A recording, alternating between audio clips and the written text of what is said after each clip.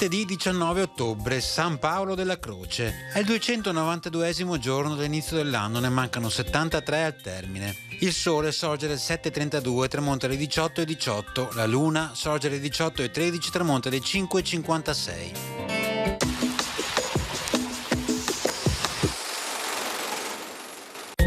La Serenissima stabilisce che il 7 ottobre, giorno di Santa Giustina, sia dichiarato festivo in ricordo della vittoriosa battaglia di Lepanto. Ogni anno il doge dovrà visitarne la chiesa e dovranno essere dispensate alla signoria delle monete d'oro, chiamate appunto giustine.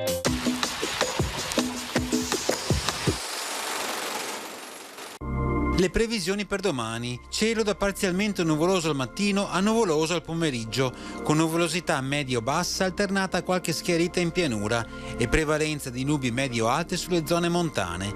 Fino al mattino probabili foschie e nebbie in pianura e nelle valli. Temperature minime in locale contenuto aumento, massime stabili o in lieve calo.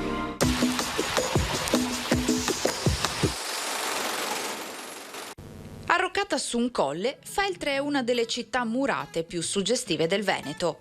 Le vie del centro storico si snodano tra i palazzetti cinquecenteschi, dalle facciate affrescate, con bifore e poggioli di foggia rinascimentale, che raccontano lo splendore della dominazione veneziana.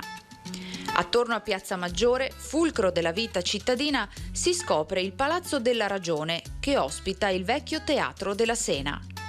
Quasi a voler eguagliare in altezza le vette feltrine, tra gli edifici del centro storico spicca la torre del castello di Alboino.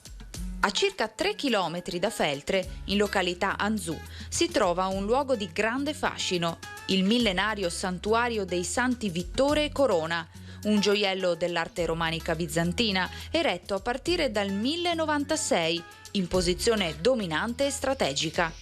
La città intera, insomma, è uno scrigno di tesori che attende di essere scoperto.